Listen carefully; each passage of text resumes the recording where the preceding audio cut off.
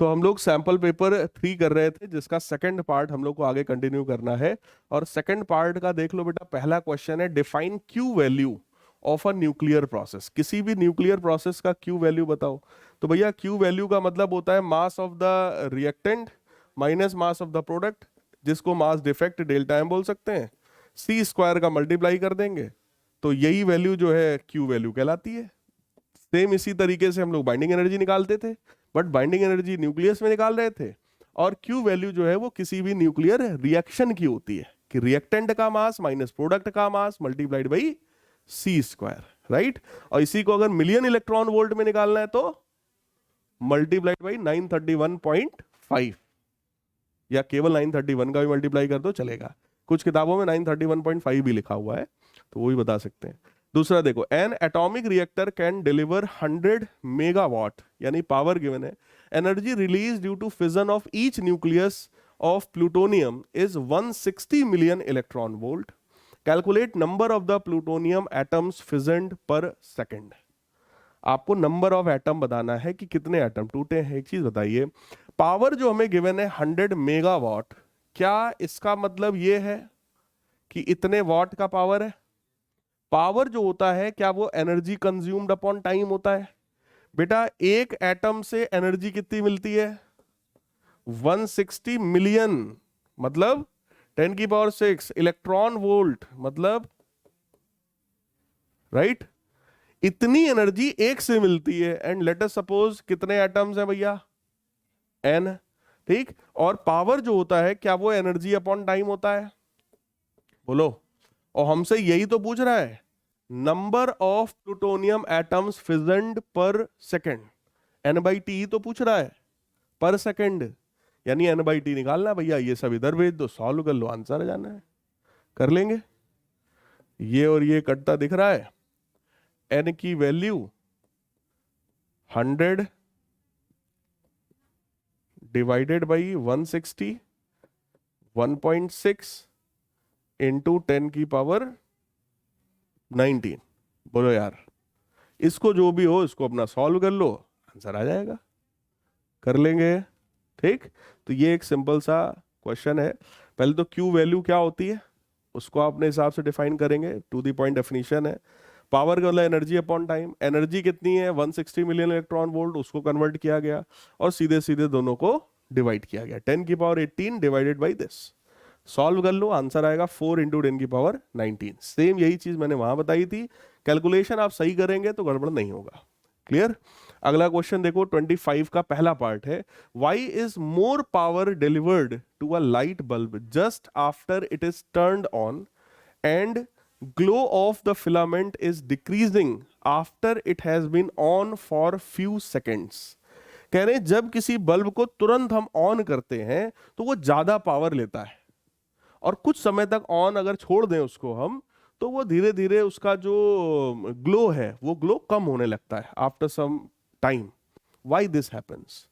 तो पहले ही बताओ, पहले वो ज्यादा पावर क्यों लेता है बेटा? किसी भी बल्ब में क्या फिलामेंट लगा होता है? और स्टार्टिंग में जब आपने स्विच ऑन किया है तो उस समय वो फिलामेंट गर्म नहीं है, ठंडा है। यानी कि लो टेम्परेचर पे उसका जो रेजिस्टेंस रहा होगा क्या वो लो रहा होगा? बोलो यार, लो रेजिस्टेंस रहा होगा तो करंट हाई रहा होगा। भैया करंट लो होगा, सॉरी रेजिस्टेंस लो होगा तो करंट हाई होगा। करंट हाई होगा तो क्या पावर रिक्वायर्ड भी ज्यादा होगा? क्योंकि पावर होता है आई स्क्वायर आर के बराबर। बोलो यार, power is directly proportional to I square, यानी कि अगर करंट ज्यादा है तो पावर रिक्वायर्ड भी ज्यादा है। तो इनिशियली पावर ज्यादा रिक्वायर्ड होता है। फिर कुछ समय जब आप उसको ऑन करके छोड़ देते हो तो बल्ब का फिलामेंट का टेम्परेचर बढ़ेगा। बोलो। कोई भी जो वो पहले बल्ब होती थी वो येलो कलर की जो जलती थी, उस बल्ब का कॉन्सेप्ट तो हीटिंग इफेक्ट ऑफ करंट था ना, कि बल्ब उस फिलामेंट में जैसे करंट जाएगा वो हीट होएगा और वो फिर लाइट बनाएगा, राइट। तो इसका मतलब जब वो गर्म होगा, टेम्परेचर जब बढ़ेगा तो रेजिस्टेंस भी बढ़ेगा। ये तो पता है ना सबको, किसी भी मेटल का टेम्परेचर बढ़ने पर रेजिस्टेंस बढ़ता है। तो जब रेजिस्टेंस बढ़ जाएगा तो करंट कम हो जाएगा, तो पावर रिक्वायर्ड भी कम हो जाएगा। क्या ये बात समझ में आई? और कुछ समय के बाद इसी वजह से जब रेजिस्टेंस बढ़ जाएगा, करंट कम हो जाएगा, तो उसका ग्लो भी कम हो जाएगा। यही चीज आपसे सेकंड पार्ट में बोल रहे हैं कि and glow of the filament is decreasing after it has been on for few seconds. तो क्या इसको जस्टिफाई कर लेंगे? ये कौन सी प्रॉपर्टी पर बेस्ड क्वेश्चन है? Temperature dependence of resistance, right. अगला देखो, draw graph showing variation of resistivity of copper with temperature. तो ये हम लोग कर चुके हैं, किसी भी मेटल के लिए, किसी भी कंडक्टर के लिए आपको इस तरीके का मैंने ग्राफ बनवाया होगा। जैसे जैसे टेम्परेचर बढ़ाओगे वैसे वैसे रेजिस्टेंस और रेजिस्टिविटी दोनों बढ़ेगा। तो इधर हो गया टेम्परेचर और इधर हो गया रेजिस्टिविटी या फिर रेजिस्टेंस। कोई डाउट हो तो बताइए। तो इस तरह का है। इवन इसको आप ऐसा भी दिखा सकते हो जैसा मैंने आपको पहले बनवाया था, कुछ इस तरीके का भी हम लोग शो कर सकते हैं, कोई दिक्कत नहीं है। तो ये फिलहाल आप देखिए, आपके सामने ये लिखा हुआ है। अगला, how is mutual inductance of a pair of coil affected when separation between the coils is increased? Mutual induction कैसे अफेक्ट होगा अगर कॉइल के बीच का सेपरेशन बढ़ाओगे? भैया सेपरेशन बढ़ा दोगे तो प्राइमरी का फ्लक्स सेकेंडरी से ज्यादा पास नहीं हो पाएगा, तो म्यूचुअल इंडक्शन की वैल्यू कम हो जानी है। क्योंकि म्यूचुअल इंडक्शन में बोलो flux passing through secondary coil is directly proportional to current flowing in primary coil, और अगर दूर कर दोगे तो वो मामला वीक हो जाएगा। Number of turns of each coil is increase, number of turns बढ़ाओगे तो म्यूचुअल इंडक्शन भी बढ़ जाएगा। फिर कह रहे हैं if a thin iron sheet is placed between the two coils then other factors remaining same. बाकी फैक्टर्स सब सेम है, उनके बीच में एक थिन आयरन की शीट रख दी गई।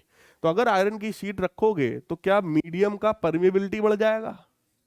नॉर्मली मैग्नेटिज्म में कांस्टेंट यूज करते हैं म्यू नॉट, और जब आयरन रखोगे तो म्यू यूज करेंगे, और म्यू बराबर mu naught into mu are होता है, और म्यू आर आयरन का ग्रेटर देन 1 होता है, ये सबको पता है। इसका मतलब सीधी सी बात यह है कि अगर थिन शीट हमने कोई भी यूज किया किसी भी मेटल का, तो that magnetism will increase, that means mutual induction will also increase. क्या इसको हम लिख लेंगे? अब ऑप्शन में दूसरा क्वेश्चन देखो, ये बड़ा अच्छा क्वेश्चन है, ऐसा हो सकता है बोर्ड में इस साल आ जाए, क्योंकि आपके सिलेबस में लिखा हुआ है फेजर्स ओनली। क्वेश्चन में कह रहे हैं draw phasor diagram to show the phase relation between the voltage and current when the alternating current of voltage this is applied across pure inductive circuit. Purely inductive circuit में कौन आगे होता है? EMF, current से। तो आप बस phasor बना के दिखाओगे, मैंने फेजर बनवाया आपको। प्योरली कैपेसिटिव सर्किट, करंट आ गया 90 डिग्री, तो उसको बना के दिखाओगे। Pure series LCR circuit in which capacitive impedance exceeds inductive impedance. अभी हम लोग एक्सएल ग्रेटर देन एक्सी मानते थे, इस बार क्या बोल रहा है? XC greater than XL. बोलो, आपसे कह रहे हैं उसका फेजर बना के दिखाओ, तो एलसीआर सर्किट का भी फेजर हम लोग बना चुके हैं। तो अल्टीमेटली आपसे तीनों सर्किट्स का क्या पूछ दिया गया? Phasor diagram. तो ये हो सकता है इस बार आ जाए बोर्ड एग्जाम में क्वेश्चन, सेम क्वेश्चन, राइट, इस तरह का पूछा जा सकता है। Right expression for instantaneous current in the circuit in each case. आपको करंट की वैल्यू बतानी, तो करंट होता है भैया ईएमएफ अपॉन जेड, इंपीडेंस, बस डिवाइड करके दिखा देना भाई। इसके केस में एक्सएल हो जाएगा, इसके केस में एक्सी हो जाएगा, इसके केस में जेड हो जाएगा। जेड बराबर under root R square plus XC minus XL का होल स्क्वायर, क्योंकि इस बार एक्सी बड़ा है अकॉर्डिंग टू क्वेश्चन, राइट। तो बस सिंपल, हाँ वो कोई मतलब। म्यूचुअल इंडक्टेंस का ये फॉर्मूला क्या पता है आप लोग को? ये फॉर्मूला आपको डिराइव करवाया गया है। Mutual inductance of two coaxial long solenoids, है ना, वही है। तो ये बढ़ जाएगा भैया mu proportional, sorry, mutual inductance proportional to mu are होता है। ये आयरन शीट वाली बात हो गई। फिर ये सब आप जानते हैं, प्योरली इंडक्टिव में क्या है, कैपेसिटिव में क्या है, एलसीआर में क्या है, ये सब आपको पता है, राइट। देखो फेजर डायग्राम बहुत अच्छे से आना चाहिए। ऑल्टरनेटिंग करंट सर्किट बहुत डेप्थ में आपको मैंने पढ़ाया है, और ऑनलाइन में भी जिन बच्चों को दिक्कत है वो लोग उस लेक्चर को फॉलो कर सकते हैं और वहां से उसको देख सकते हैं। Name the phenomena involved in the coloured appearance of the bubbles. Bubbles का कलर्ड अपीयरेंस जो आता है that is due to interference of light. Explain that phenomena. तो भैया इंटरफेरेंस ऑफ लाइट बताओ क्या? व्हेन टू और more than two light waves of same frequency having zero or constant phase difference between them superpose each other, there is redistribution of intensity of light becoming maximum at some points and minimum at others. Same यही language रट डालिए। Same यही language मैंने उस समय भी तुमको 4 बार बुलवाया था और आज भी वही चीज मैं आपको बता रहा हूँ, रट डालो। ये एकदम रटा होना चाहिए, इसका एक भी पॉइंट आपसे मिस नहीं होना चाहिए। तो आपसे सीधे सीधे देखो डेफिनेशन पूछ दिया गया। कह रहे हैं अगला न्यूमेरिकल देखो, इस पे एक छोटा सा न्यूमेरिकल है। To coherent waves of equal amplitude produce interference pattern in Young's double slit experiment. What is the ratio of intensity at that point where phase difference is pi by 2 to the intensity at center? बेटा अगर equal amplitude की बात कर रहे हैं तो क्या इसका मतलब दोनों की इंटेंसिटी सेम है? क्योंकि intensity of light is directly proportional to amplitude square, और एम्पलीट्यूड अगर सेम है इट सिंपली मींस I1 बराबर I2। नॉर्मली बोलो इंटेंसिटी का फॉर्मूला यहां पर क्या होता है इंटरफेरेंस में? I1 plus I2 plus 2 under root I1 I2 cos phi, याद है? अगर I1 I2 बेटा दोनों बराबर है तो let us suppose they are equal to I naught, मान लेते हैं। तो this 2I naught plus 2 times I naught cos phi, तो आप चेक कर लो 2I नॉट कॉमन हो जाएगा, 1 प्लस कॉस फाई, और इसको हम लोग क्या लिख सकते हैं बेटा? 2I नॉट, जाने तो काहे को लिखना ही है हमें, इतना ही ठीक है। ये चीज समझ में आई कि नहीं आई? इंटेंसिटी की वैल्यू ये है, फिलहाल हमसे कह रहे हैं आपको दो जगह पर इंटेंसिटी का रेशियो निकालना है। What is the ratio of intensity at the point where phase difference is this? अगर phase difference पाई बाई 2 होगा तो यहाँ पाई बाई 2 रखेंगे, जैसे रखेंगे वैल्यू बोलो 2I नॉट आएगी। और सेंटर की बात करेंगे तो फाई 0 रखेंगे, cos 0 1 होता है, 1 प्लस 1 2 हो जाएगा, तो ये 4 पाई बन जाएगा। तो क्या ये रेशियो 1:2 हो गया? यही हमारा आंसर है। देखो क्लियर है? कर लेंगे भाई। अगला क्वेश्चन देखो, ये हम लोग कर चुके हैं शायद, ऐसा ही हम लोग कर चुके हैं क्या? सेम चीज दो बार दी है क्या? अच्छा नहीं। In the following circuits if the input wave form is as shown in the figure what will be the output wave form? हमको आउटपुट चाहिए, इनपुट ये गिवन है, ये इनपुट है, ये इनपुट है, और इनपुट देख लो एक ही जैसा है कि पहले -5 वोल्ट है, फिर +5 वोल्ट है, फिर -5 वोल्ट है। सेम ऐसे ही यहां पर है। कह रहे across register in figure A, यानी कि अक्रॉस दिस रजिस्टर हमें आउटपुट चाहिए। बेटा जब निगेटिव दोगे तो ये रिवर्स बायस्ड होगा, तो करंट जाएगा नहीं, तो आउटपुट 0 हो जाएगा। और जब ये पॉजिटिव होएगा तो ये फॉरवर्ड बायस्ड होगा, तो आउटपुट में 5 वोल्ट हमें मिल जाएगा। तो बस इसके केस में आंसर आएगा 0, उसके बाद वो 5 वोल्ट हो जाएगा, फिर 0 बन जाएगा, राइट? उसके बाद आपसे कह रहे हैं across the diode in the figure B. दूसरे वाले केस में इस बार आउटपुट जो हम लोग निकाल रहे हैं वो आउटपुट हम किसके अक्रॉस निकाल रहे हैं? डायोड के अक्रॉस। कह रहे हैं अगर रजिस्टर के अक्रॉस निकालोगे तब तो ये भाई डायोड तो ऐसा बिहेव करेगा कि करंट जा रहा है या नहीं जा रहा है, बस। अब इस बार डायोड के अक्रॉस निकालना है, तो इसका मतलब जब तुम इधर से निगेटिव वोल्टेज दोगे -5 वोल्ट, तो बोलो वो रिवर्स बायस्ड है। अगर वो रिवर्स बायस्ड होगा तो करंट को जाने देगा नहीं, तो इसके अक्रॉस हमको यहां पर पोटेंशियल डिफरेंस मिलेगा। बट क्योंकि दरवाजा जो है ऐसा है कि करंट फ्लो नहीं हो सकता, it will behave like open circuit, बोलो। बट पोटेंशियल डिफरेंस तो है, पोटेंशियल डिफरेंस होगा, बट सर्किट ओपन है इसलिए करंट फ्लो। इसीलिए याद करो जब भी इंडक्शन की बात करते हैं तो आपसे कहते हैं there is continuous change in magnetic flux linked with a coil, there will be induced EMF, and if the circuit is closed then there will be induced current। मतलब induced EMF हर condition में होता है, लेकिन अगर वो closed है तो current flow होगा, क्लोज नहीं है तो करंट फ्लो नहीं होगा। तो यहां पर बोलो ओपन है but there is potential difference, वो होगा। तो पोटेंशियल डिफरेंस हमको इस केस में मिल जाएगा जब हम -5 वोल्ट देंगे। सेकंड केस में हमसे कह रहे हैं कि भैया जब हम +5 वोल्ट देंगे तब क्या होगा? तो जब +5 वोल्ट दोगे तो करंट तुरंत पास हो जाएगा, तो जो भी पोटेंशियल डिफरेंस आना होगा वो इसके क्रॉस आएगा ना, उसके क्रॉस क्यों आएगा? तो उस केस में वैल्यू कितनी आएगी? 0, राइट? तो ये जो है इसमें आउटपुट में आ जाएगा देखो पहले केस में ये है, सेम ऐसे ही हम लोगों ने भी किया है, और सेकंड केस में देखो ये आउटपुट है कि जब -5 वोल्ट आपने दिया तो पोटेंशियल डिफरेंस हमको कितना मिल गया, -5 वोल्ट का। जैसे ही आपने +5 वोल्ट दिया तो अब वो फॉरवर्ड बायस्ड हो गया, करंट पास हो गया, तो डायोड के अक्रॉस कोई पोटेंशियल डिफरेंस नहीं है, तो ये वैल्यू है -5 वोल्ट। इसके बाद वैल्यू बढ़कर कितनी हो गई, 0। कुछ समझ में आई बात? डाउट हो तो बताओ भाई। ठीक है, ये एक अच्छा क्वेश्चन है। रजिस्टर के अक्रॉस आउटपुट तो हमेशा पूछा जाता है, डायोड के अक्रॉस आउटपुट देखो पूछा गया है इसमें, ये इसकी इंपॉर्टेंस है इस वाले क्वेश्चन की, ये पार्ट इंपॉर्टेंट है भाई। समझ में आई बात की नहीं आई? अगला देखो क्या है। Work function of a certain metal is 2 electron volt when the light of frequency 5 × 10⁻15 hertz is incident on the metal surface, emission of the electron takes place. कह रहे हैं वर्क फंक्शन की जो वैल्यू है वो 2 इलेक्ट्रॉन वोल्ट के बराबर है। जब इतनी फ्रीक्वेंसी का लाइट आप इंसिडेंट कराओगे तो मैक्सिमम काइनेटिक एनर्जी कितनी होगी? तो यार देखो, अगर फ्रीक्वेंसी पता है तो क्या एच न्यू पता है? एच न्यू बराबर work function plus maximum kinetic energy. अब बोलो दोनों पता है, हमें ये भी पता है और हमें ये भी पता है, वैल्यूज रख देंगे, मैक्सिमम काइनेटिक एनर्जी बोलो आ जाएगी, हो जाएगा। फिर कह रहे हैं स्टॉपिंग पोटेंशियल बता दो।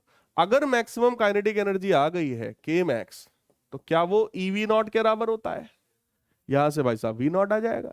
फिर कह रहे हैं मैक्सिमम स्पीड बता दो, तो बड़ा ही सिंपल है, के मैक्स अगर हमें पता है तो स्पीड तो आई जानी है, हाफ mv²। इसमें m किसका है?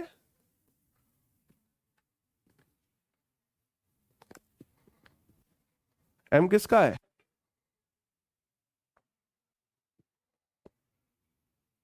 के मैक्स पता है ना, तो m तो रखना पड़ेगा तब तो v आएगा। तो m किसका रखेंगे? इलेक्ट्रॉन का। भाई निकलता तो हमेशा इलेक्ट्रॉन ही है, तो इलेक्ट्रॉन का मास रखेंगे।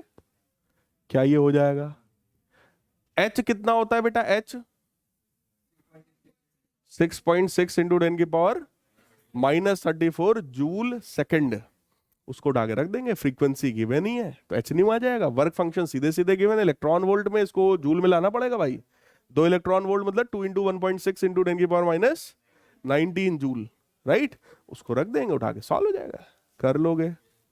अगला देखो, write important properties of the photons which are used to establish Einstein's photoelectric equation.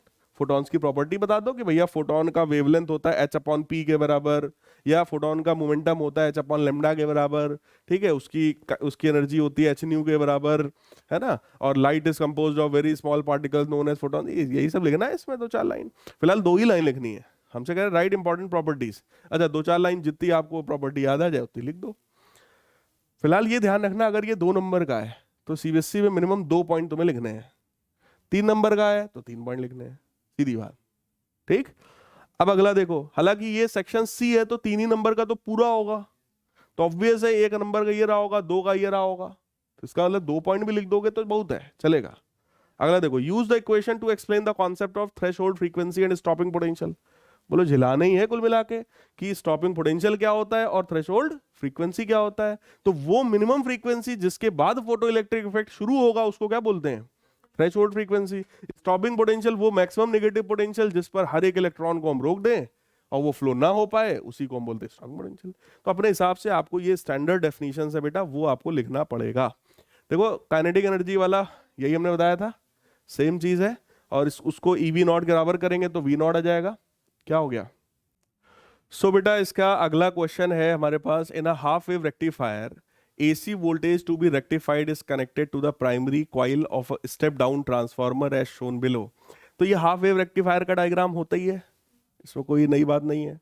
कह रहे हैं using diagram and information given above explain working of half wave rectifier in your words and support it with the help of output wave. तो ये फर्जी बात हो गई, ये सब कहानी देने की बजाय सीधे सीधे बोलते हैं कि हाफ वेव रेक्टिफायर बताओ और उसको एक्सप्लेन करो। तो हाफ वेव रेक्टिफायर, लेकिन अच्छी बात तुम लोगों के लिए ये है कि डायग्राम पहले से गिवन है, वरना ये डायग्राम अपने से हम लोग को बनाना पड़ता है, ठीक। तो एक हाफ वेव रेक्टिफायर है, इसी की वर्किंग प्रिंसिपल को एक्सप्लेन करना है और आउटपुट बना के दिखाना है। बना लोगे?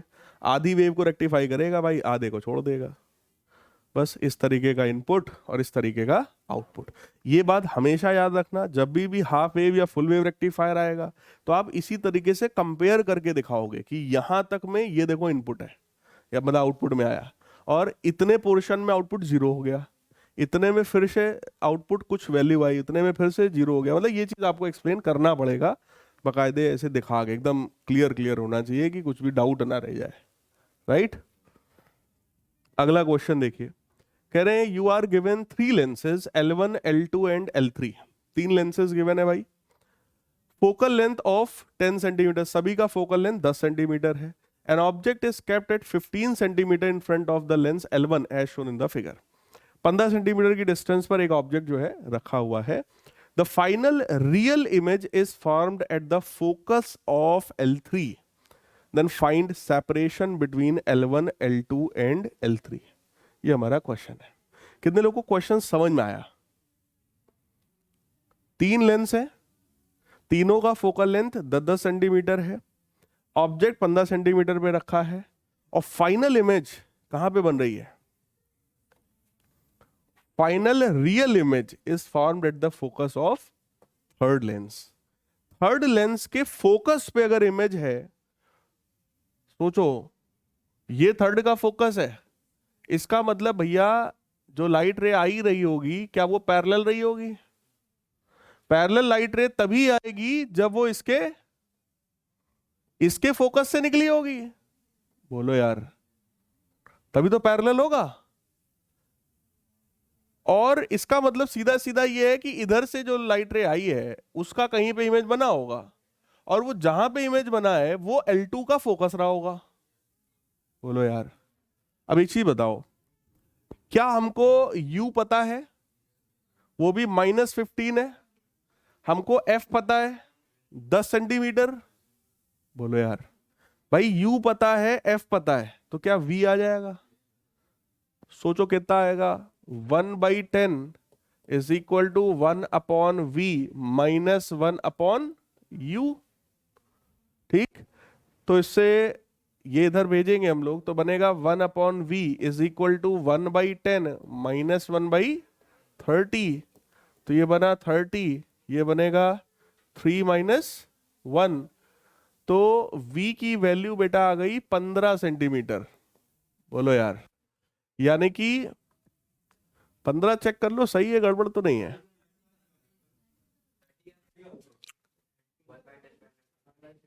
हाँ हाँ, वही तो, वही वही वही तो, करते करते भी कई बार फील आ जाता है कुछ गड़बड़ कर रहे हैं।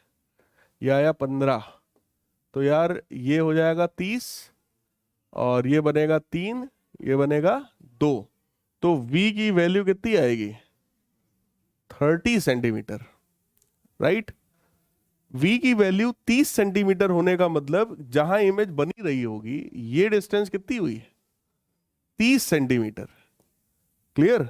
और जिस पॉइंट पर इमेज बना रहा होगा वो L2 का फोकस रहा होगा, यानी कि ये डिस्टेंस कितनी हो गई?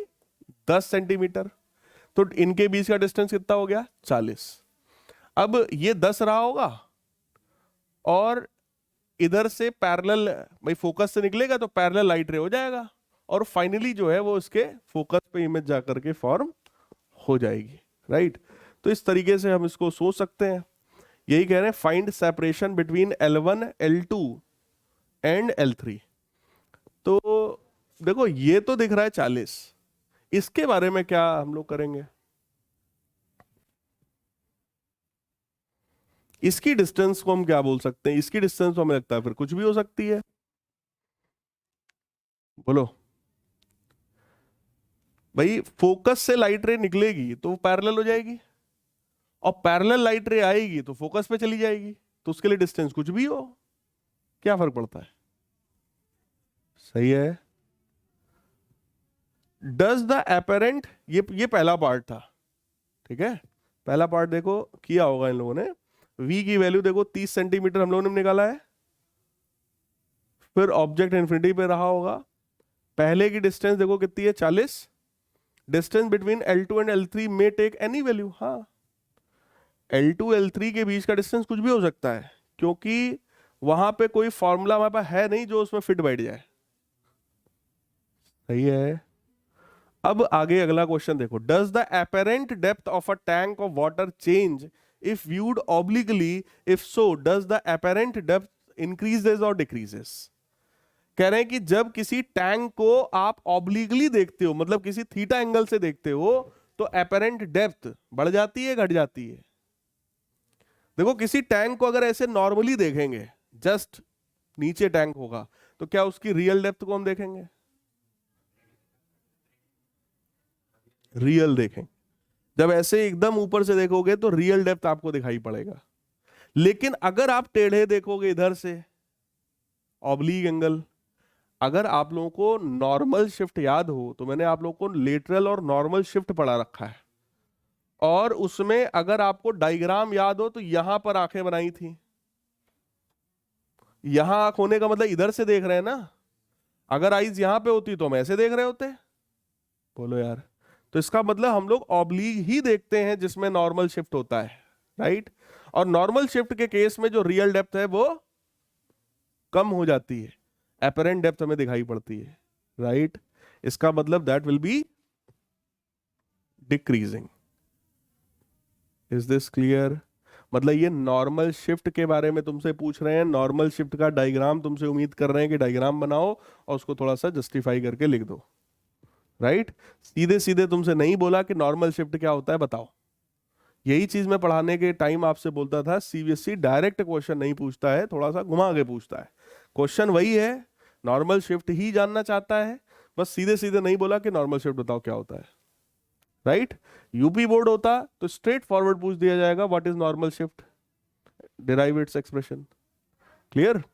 फिलहाल refractive index of diamond is much higher than that of the ordinary glass. Is this fact of some use to a diamond cutter. जो लोग डायमंड को कट करते हैं क्या उनके लिए इस फैक्ट का कोई यूज है? तो यस। जब रिफ्रैक्टिव इंडेक्स देखेंगे डायमंड का ज्यादा होता है, इसका मतलब उसका क्रिटिकल एंगल कम होता है, क्योंकि sine i c is equal to 1/n। Refractive index ज्यादा तो क्रिटिकल एंगल कम। और मैंने आप लोगों को पढ़ाते समय बताया था कि डायमंड का क्रिटिकल एंगल लगभग 21 या 23 डिग्री के आसपास होता है, ठीक। अगर वो 23 डिग्री होता है तो 23 डिग्री का एंगल बहुत कम होता है। तो जो कटर होता है, जो डायमंड को काटता है, वो हमेशा इस बात का ध्यान रखता है कि ऐसे एंगल पर काटा जाए कि जाने वाली मैक्सिमम लाइट रेज 23 डिग्री से ज्यादा एंगल पर ही इंसिडेंट हो, ताकि वो उसी में ट्रैप हो जाए, टीआईआर करती रहे बार बार, और जहां उसको निकलने का मौका मिले वहां से ढेर सारी लाइट रे निकले और वो चमकता हुआ दिखाई पड़े। कुछ बात समझ में आई, राइट। अब इसी के साथ ऑप्शन में अगर ये नहीं आता तो हम इस पे आएंगे। ऑप्शनल क्वेश्चन देखो क्या है, find the expression for the linear width of central maxima in diffraction pattern obtain from a single slit. तो ये हम लोग पढ़ चुके हैं भाई। विथ का फॉर्मूला क्या था? Lambda by D. Central maxima बात कर रहे हैं तो 2 lambda by D angular width. फिलहाल कौन सा विथ पूछा है? Linear with. तो क्या हो जाएगा? 2 D lambda, capital D lambda upon small D. बोलो यार, ठीक। Draw graph of intensity distribution pattern obtained on the screen. यानी कि आपको डिफ्रैक्शन के केस में इंटेंसिटी डिस्ट्रीब्यूशन कर्व पूछ रहे हैं, जिसमें अगर आपको याद हो तो ऐसे 20 में ज्यादा था, फिर ऐसे ऐसे कम होता रहता था। याद आ रहा है? ये वाला ग्राफ जो है आपसे बना के पूछा जा रहा है, देखो।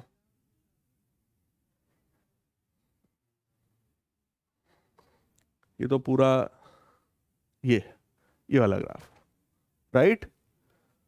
तो ये हालांकि बड़ा सही नहीं दिखाया है, इसकी और इसकी हाइट सेम नहीं होती है, ये घटता चला जाता है, राइट। हर बार इंटेंसिटी जो है वो घटती चली जाएगी। मैंने आपको सही बनवाया था जब हम पढ़ा रहे थे तब। क्लियर है?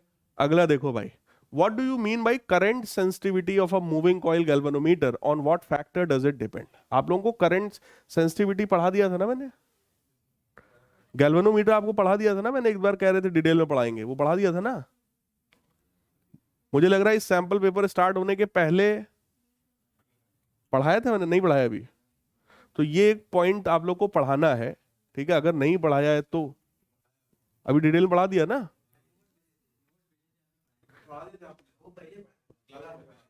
अच्छा, क्या लिखा है आपके में देखें?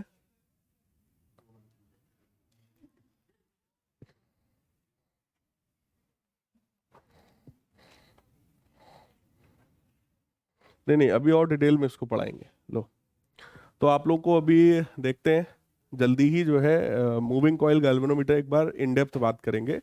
फिलहाल करंट सेंसिटिविटी का सीधे सीधे बेटा फॉर्मूला होता है NBA/K। ये सीधा सीधा फॉर्मूला है करंट सेंसिटिविटी का, राइट। कह रहे हैं किन किन फैक्टर्स पे डिपेंड करता है भैया, तो N पे डिपेंड करता है, B पे करता है, A पे करता है, K पे करता है, और कैसा करता है वो दिख ही रहा है, राइट। किसके प्रोपोर्शनल है, किसके इनवर्सली प्रोपोर्शनल है, यही चीज आपको यहाँ लिखना है। फिलहाल इसको मैं डिटेल में पढ़ाऊंगा। State 2 reasons why galvanometer can not be used to such a as such to measure high order current. मतलब गैल्वेनोमीटर को ज्यादा हाई करंट मेजर करने के लिए क्यों नहीं यूज किया जा सकता, क्योंकि हम लोग गैल्वेनोमीटर को जो कैलिब्रेट करते हैं वो बहुत ही स्मॉल करंट के लिए कैलिब्रेट करते हैं, और वो फुल स्केल डिफ्लेक्शन शो करता है एट, जैसे करंट अगर मिली एम्पियर में भी हो तो फुल स्केल डिफ्लेक्शन शो करता है, और उसमें अगर आप हैवी करंट 2 एम्पियर 4 एम्पियर का करंट अगर आप लगा देंगे तो फूंक जाएगा, पूरा का पूरा गैल्वेनोमीटर बर्न हो सकता है। इस वजह से हम उसमें बहुत ज्यादा हैवी करंट को मेजर करने की कोशिश इससे हम नहीं करते हैं, ठीक। जो एमीटर होता है या गैल्वेनोमीटर होता है, जनरली आपने पढ़ा हो तो मिली एमीटर माइक्रो एमीटर होता है। मतलब मिली एम्पियर में करंट नापेगा, माइक्रो एम्पियर में नापेगा, राइट। वो बहुत ज्यादा हैवी करंट नहीं नापता। फिर कह रहे हैं करंट सेंसिटिविटी अगर इतनी है, वोल्टेज सेंसिटिविटी इतनी है, तो रेजिस्टेंस बता दो भैया। करंट सेंसिटिविटी का फॉर्मूला ये है, और वोल्टेज सेंसिटिविटी का फॉर्मूला होता है NBA/K R। आर क्या है, रेजिस्टेंस। तो आप सोचो ये वैल्यू पता है अपने को, करंट सेंसिटिविटी, वोल्टेज सेंसिटिविटी पता है, आर पूछ रहा है बेटा, तो R resistance is equal to current sensitivity divided by voltage sensitivity. Clear है। नॉर्मली ओम्स लॉ कहता है V बराबर आई आर, बट यहां सेंसिटिविटी के टर्म्स में जब देखोगे तो V बराबर आई आर नहीं आता, इसमें आता है V बराबर I/R, V बराबर I/R, ऐसा आता है इन टर्म्स ऑफ सेंसिटिविटी। तो इस तरीके से दिमाग में रख सकते हो कि does not follow Ohm's law. लिखना नहीं, लेकिन कभी याद करने के लिए बता रहा हूं कि दिमाग में अपना कुछ बैठा सकते हो। फिलहाल ये क्वेश्चन बोलो सेम कर चुके हैं, पिछले सैंपल पेपर्स में सेम कर चुके हैं। इस केस में बोलो डाइपोल मोमेंट कितना होता है उसका, मैग्नेटिक मोमेंट। इस केस में ये साउथ है, ये नॉर्थ है, ये मतलब क्या ये जीरो हो जाएगा, जस्ट अपोजिट है, so it will become zero. ये करवा चुके हैं आपको। ये क्वेश्चन देखो ठीक ठाक दिख रहा है। कह रहे हैं a bar magnet with poles 0.25 metre apart and pole strength 14.4 ampere metre rest on frictionless point at its centre. यानी कि ये कोई एक इस तरीके से रखा हुआ है बार मैग्नेट है। It is held in equilibrium in magnetic field of induction 0.25 tesla by applying a force F at 0.12 metre from its pivot as shown, find the force. यानी कि आपसे कह रहे हैं कि एक कोई इस तरीके का बार मैग्नेट है जो कि इतनी मैग्नेटिक फील्ड में 60 डिग्री के एंगल पर रखा हुआ है। अगर रखा है तो बोलो ये अपने आप घूमेगा, घूमेगा ना। अगर इंक्लाइंड पोजीशन में किसी भी बार मैग्नेट को, अब सेम क्वेश्चन को ले जाओ जरा इलेक्ट्रिक डाइपोल में। इलेक्ट्रिक डाइपोल को इंक्लाइंड पोजीशन पे रखोगे, बोलो PE sin थीटा लगेगा, टॉर्क जो उसको घुमाएगा। और अगर ये नहीं घूम रहा है, मतलब हम उसको रोके हुए हैं तभी नहीं घूम रहा है, नहीं तो घूम जाता।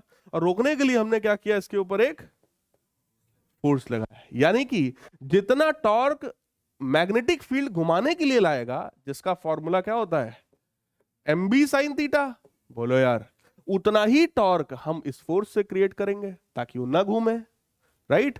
तो फोर्स की वजह से टॉर्क का फॉर्मूला क्या होता है, F/R। हो गया सॉल्व। मैग्नेटिक मूवमेंट निकालना है, मैग्नेटिक मूवमेंट क्या होता है, QM × 2L। तो पोल स्ट्रेंथ देखो हमें गिवन है 14.4 मल्टीप्लाइड बाई लेंथ कितना है भैया, 0.25। तो ये तो हो गया बेटा M, मैग्नेटिक डाइपोल मूवमेंट।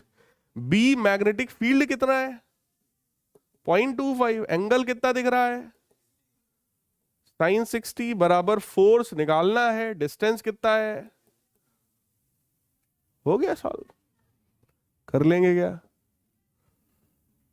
फिर कह रहे हैं a Rowland ring of mean radius 15 centimetre has 3500 turns of wire wound on a magnetic material core of relative permeability 800.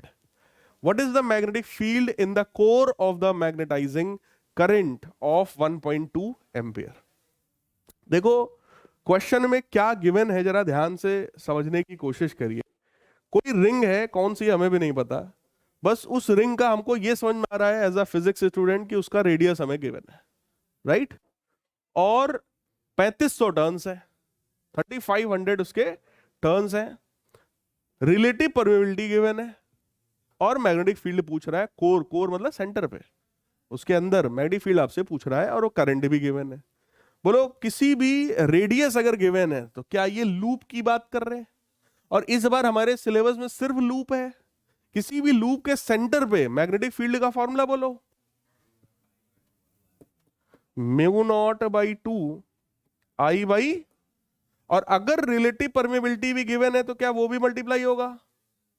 हो गया सॉल्व, कर लोगे यार. म्यू नॉट पता है, हाँ एन भी रहेगा भाई. म्यू नॉट हमें पता है, म्यू आर हमें पता है, नंबर ऑफ टर्न्स पता है, करंट पता है, रेडियस भी पता है, सब उठा धर देंगे, सॉल्व हो जाएगा. चेक करिए, करंट सेंसिटिविटी की बात आ गई, एन बी ए अपॉन के. ठीक, के होता है ट्विस्टिंग कांस्टेंट या टॉर्शन कांस्टेंट. टॉर्शन कांस्टेंट के होता है, यहां पे सी से लिखा है. फिलहाल गैल्वेनोमीटर वाला देखो कि क्यों ज्यादा करंट नहीं पास कराते. Resistance of the galvanometer is small and if high order current passes through it, it में गेट डैमेज. रेजिस्टेंस कम होता है, ज्यादा करंट फ्लो कराओगे तो हीट ज्यादा डेवलप होगा, डैमेज हो जाएगा. Galvanometer is very sensitive device and gives full scale deflection for a current in orders of micro ampere में करंट देते हैं तब तो फुल डिफ्लेक्शन शो कर देता है. अब हम एम्पियर में देंगे तो क्या होगा? फूंक जाएगा.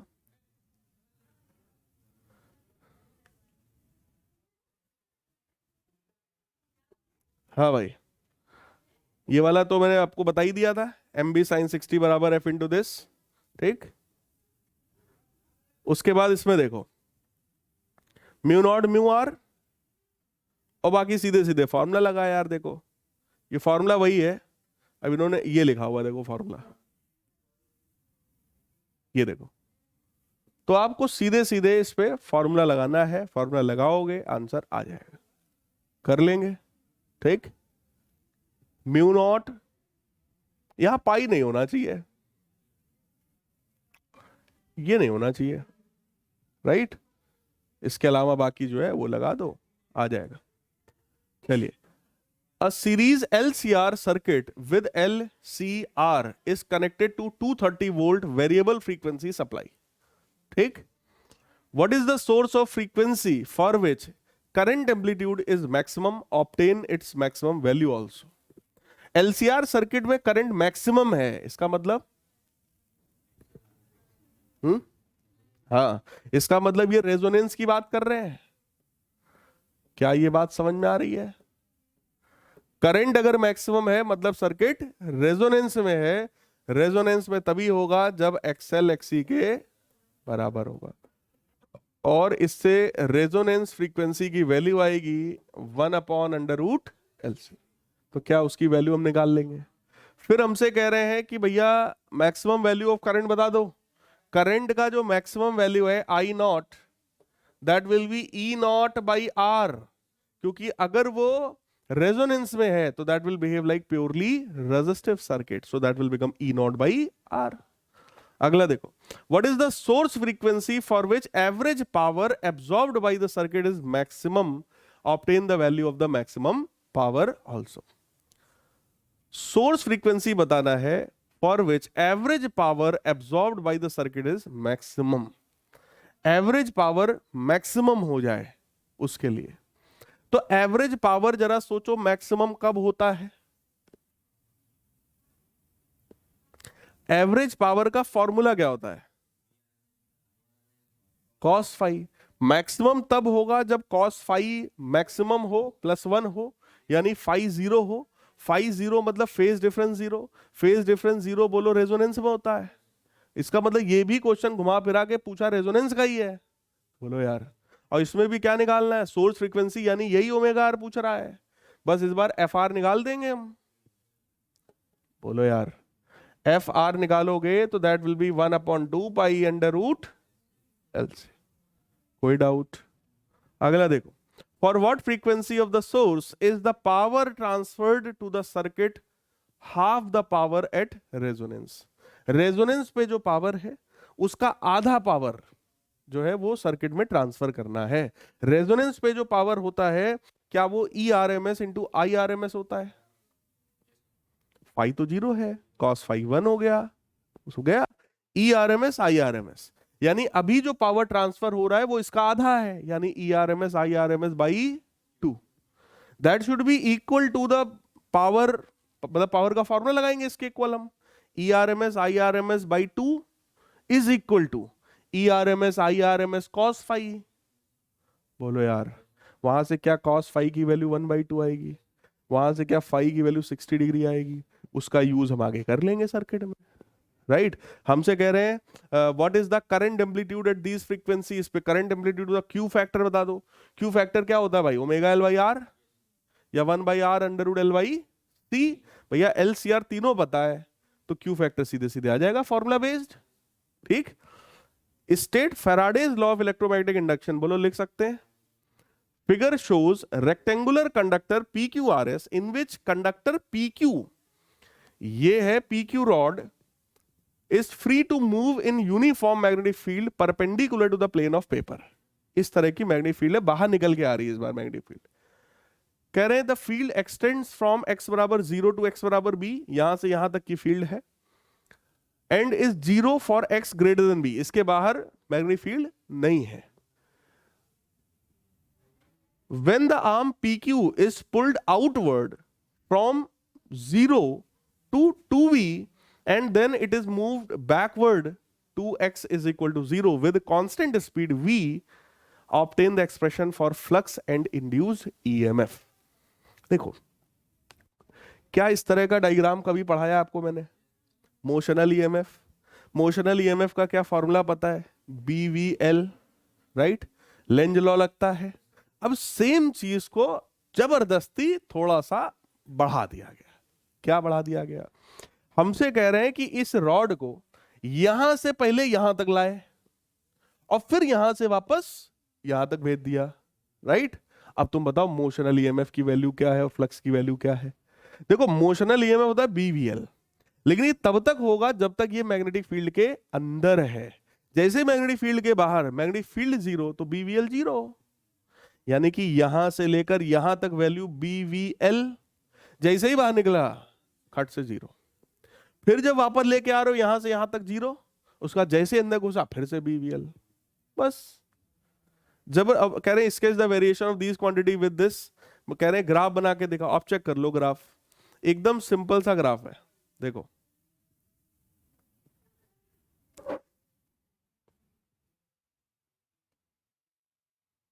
ये देखिए ग्राफ, पहले ईएमएफ निगेटिव है और बाद में वही ईएमएफ पॉजिटिव है।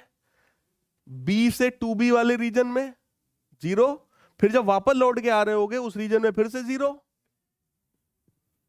कुछ झिला या देख के डर गए? क्यों भाई? एक चीज बताओ, एक चीज बताओ, मोशनल ईएमएफ क्यों आया था? क्योंकि रॉड मूव कर रही थी। रॉड के मूव होने से क्या चीज चेंज हो रही थी? Magnetic flux, right? Magnetic flux का फॉर्मूला क्या होता है? BA cos theta. अल्टीमेटली बोलो क्या एरिया चेंज हो रहा था? अगर इस लेंथ को L मान ले, इसको X मान ले, मैं डेरिवेशन करा रहा हूं, जो पढ़ाया था आपको हमने, वो यही था कि EMF बराबर माइनस का d/dt ऑफ, याद करो, B इंटू एरिया, तो क्या ये BLX था? यानी यही हमारा मैग्नेटिक फ्लक्स है भाई साहब। यानी कि मैग्नेटिक फ्लक्स जो होगा, change in magnetic flux, that is BLX। अब एक चीज बताओ, अगर X बढ़ रहा है तो ये बढ़ेगा, अगर ये घट रहा है तो ये घटेगा, राइट? अब आप खुद ही चेक कर लो, 0 से लेके B तक जब लेके जा रहे हो तो क्या X बढ़ रहा है? जब ये बढ़ रहा है तो ये भी बढ़ रहा है, तो ग्राफ बढ़ रहा है। बोलो यार, जैसे ही तुम मैग्नेटिक फील्ड के बाहर वाले रीजन में गए, अब मैग्नेटिक फील्ड है जीरो हो गई, तो एक्स बढ़ाते रहो, तुम उससे क्या मतलब है, जीरो हो गया, तो इतने में फिर जीरो, फिर जब तुम वापस ला रहे हो फिर वही बात है, फिर जीरो, ये भी जीरो, क्योंकि अभी वो मैग्नेटिक फील्ड के बाहर ही है। अब वो मैग्नेटिक फील्ड के अंदर फिर से घुसेगा, जब मैग्नेटिक फील्ड के अंदर घुसेगा तो क्या एक्स लगातार घट रहा है, मतलब ये ऐसी वाली बात है, पहले तुम यहां से इधर तक लाए, एक्स बढ़ रहा था, फिर तुम इधर गए, एक्स बढ़ रहा है, बट इस रीजन में मैग्नेटिक फील्ड जीरो है तो वैल्यू जीरो हो गई। अब तुम वापस ला रहे हो, फिर मैग्नेटिक फील्ड जीरो है तो फिर वैल्यू जीरो। अब जैसे अंदर घुसेगा तो क्या एक्स घट रहा है, एक्स घट रहा है तो फ्लक्स भी घट रहा है, राइट।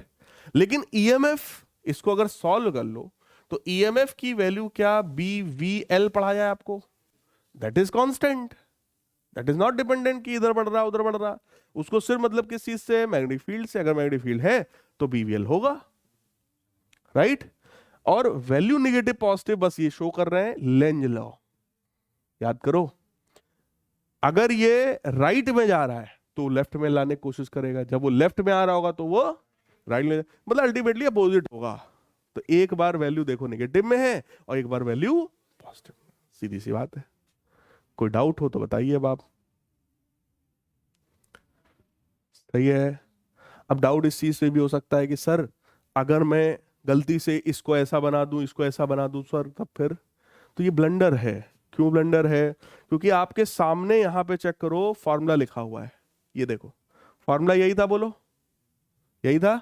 ये फॉर्मूला क्या शो करता है, dx बाई dt, अगर x बढ़ रहा है तो dx बाई dt पॉजिटिव होगा, और बाहर माइनस लगाए हो तो ओवरऑल ईएमएफ निगेटिव होगा। जब x बढ़ रहा था तो ये निगेटिव था, जब x घट रहा था तो ये, आई बात समझ में, इस चीज को ध्यान देना बस। वो वाला समझ में आया कि नहीं आया। अब आखिरी के दो क्वेश्चंस जो कि आपके क्या बोलते हैं, वैल्यू बेस्ड क्वेश्चन या पैराग्राफ वाले क्वेश्चंस मान लो। फिलहाल ये हमें कुछ एक रिएक्शन दिया है और दुनिया भर की कहानी दी है, आप पढ़ लीजिएगा। फिलहाल क्वेश्चन पे आते हैं। क्वेश्चन में कह रहे हैं by which process fast moving neutron is slowed down in nuclear fission chain reaction. कह रहे हैं कि अगर हमें फास्ट मूविंग न्यूट्रॉन्स को स्लो डाउन करना है तो किस प्रोसेस से डाउन हो सकता है। पहले तो जो मॉडरेटर रॉड यूज करते हैं उसी से हो जाता है, वो एब्जॉर्ब कर लेता है कुछ को या उनकी एक्टिविटी को स्लो कर देता है। दूसरा है इनका जो आपस में कोलिजन होता है, उस कोलिजन में लगभग लगभग आधे से ज्यादा एनर्जी लॉस हो जाती है, तो कोलिजन में एनर्जी जो है वो लॉस होती है, राइट। तो प्रोसेस क्या है यहाँ पर, कोलिजन है, राइट। अगला देखो, what is the ratio of the mass of daughter nucleus to the mass of parent nucleus in fission reaction. आपको कह रहे हैं इसमें डॉटर न्यूक्लियस और पेरेंट न्यूक्लियस के मास में क्या रेशियो है। तो ये आपको इन्होंने रिएक्शन यहाँ करके दिखाया है कि यूरेनियम में जब न्यूट्रॉन की बम्बार्डिंग कराते हैं तो ये तो एक अनस्टेबल है और उसके बाद तुरंत ये टूट जाता है। बेरियम में, क्रिप्टन में, और 3 न्यूट्रॉन्स और बनते हैं। तो ये जो दो हैं ये 2 डॉटर न्यूक्लियाई हैं और ये पेरेंट है। कह रहे दोनों के मास में क्या डिफरेंस है, तो भैया इसका मास नंबर, इसका मास नंबर देखो, इसका मास नंबर देखो, वही हमको डिफरेंस जो है बताना है। चेक करिए यहां पे, mass of the fission product is obviously less then mass of the parent nucleus. क्यों, पेरेंट न्यूक्लियस से ही टूटकर ये डॉटर न्यूक्लियस बने हैं, तो डॉटर न्यूक्लियस का जो इंडिविजुअली जो मास देखोगे वो कुछ कम होगा इन कंपैरिजन टू पेरेंट। ये कैसे हमें पता चला, क्योंकि रिएक्शन में कुछ ना कुछ एनर्जी दिखाई है रिलीज होती हुई, रिएक्शन में एनर्जी रिलीज होती हुई दिखाई है। और ये जो Q वैल्यू होती है, अभी आज ही शुरुआती वहीं से हुआ था आज के सैंपल पेपर का, कि Q वैल्यू का मतलब क्या होता है, mass of reactant minus mass of product multiplied by C square. इसका मतलब mass of reactant was more than the mass of products. तो पेरेंट न्यूक्लियाई का मास, इसका मास ज्यादा रहा होगा, इन दोनों का कंबाइंड मास कम रहा होगा, तभी वहां पर एनर्जी रिलीज हुई है। ठीक, यही चीज को हमें इसमें लिखना है। फिर कह रहे हैं बाइंडिंग एनर्जी और मास नंबर का जो ग्राफ है वो बनाओ। हालांकि वो ग्राफ इस बार तुम्हारे सिलेबस में नहीं है, ठीक है, इस तरह का कुछ ग्राफ बना के दिखाया है, बट क्योंकि सिलेबस में नहीं है तो तुमसे ये चीज पूछी नहीं जाएगी। ये सैंपल पेपर में दे दिया है, एक अलग बात है। अगला देखो, कह रहे हैं if a nucleus with mass number 240 binding energy this breaks into 2 fragments of mass number 120, यानी 240 मास नंबर वाला न्यूक्लियस था और 120 के दो में टूट गया, राइट। और दोनों की अपनी बाइंडिंग एनर्जी ये है, पहले बाइंडिंग एनर्जी ये थी, अभी दोनों की इंडिविजुअल बाइंडिंग एनर्जी ये है। कह रहे हैं then find the energy release in this process, कितनी एनर्जी रिलीज हुई भाई इसमें। तो पहले तो आप बाइंडिंग एनर्जी में डिफरेंस ही देख लो, 7.6 पहले था, 8.5 अभी है, तो डिफरेंस आ जाएगा 8.5 माइनस 7.6 का, यानी 0.9 का, 0.9 मिलियन इलेक्ट्रॉन वोल्ट, इतने का डिफरेंस आ जाएगा। और दूसरी बात आपसे, ये एक न्यूक्लियॉन में है, बाइंडिंग एनर्जी एक न्यूक्लियॉन की है ना, और ऐसे कितने न्यूक्लियॉन्स हैं, 240। So this value 0.9 multiplied by 240, तो मल्टीप्लाई करो, that will be total energy released in this process. Check करके देखो कहां पे है, ये देखो, ये देखो, एक में एनर्जी कितनी रिलीज हुई है, डिफरेंस कितने का था, 0.9 का, और ऐसे 240 न्यूक्लियॉन्स हैं, तो उसका हमने मल्टीप्लाई कर दिया। अगला देखो, अब ये वेव फ्रंट के ऊपर कुछ कहानी दी है। In which form light is assume to propagate in Huygens original wave theory, ये पॉइंट बड़ा इंपॉर्टेंट है।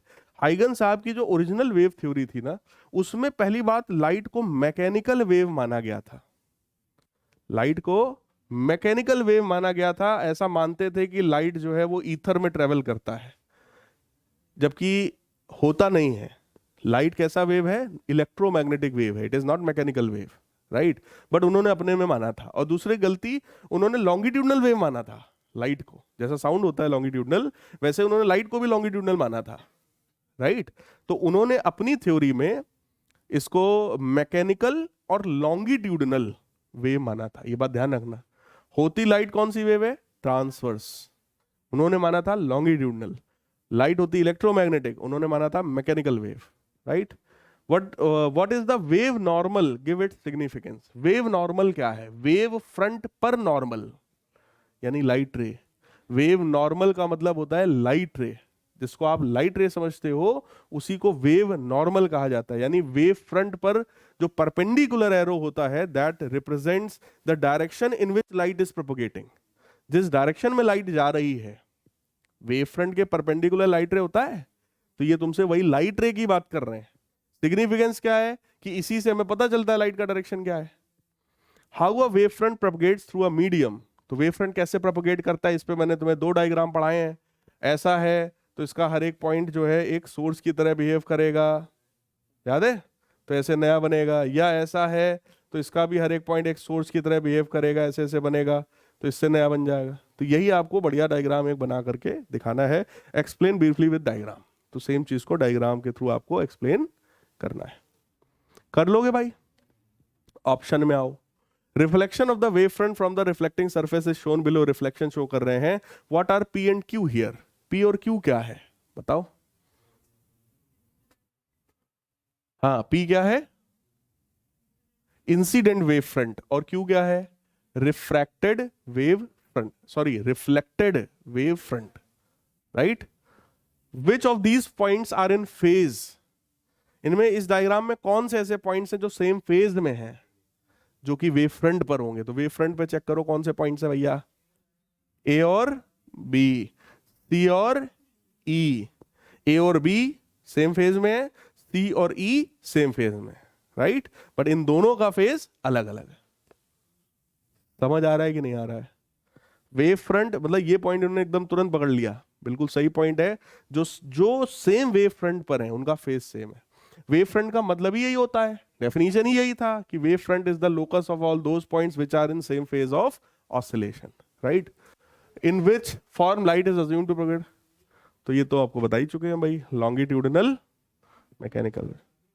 सो this was your last question of this sample paper. Clear है भाई, चलिए बंद करिए इसको।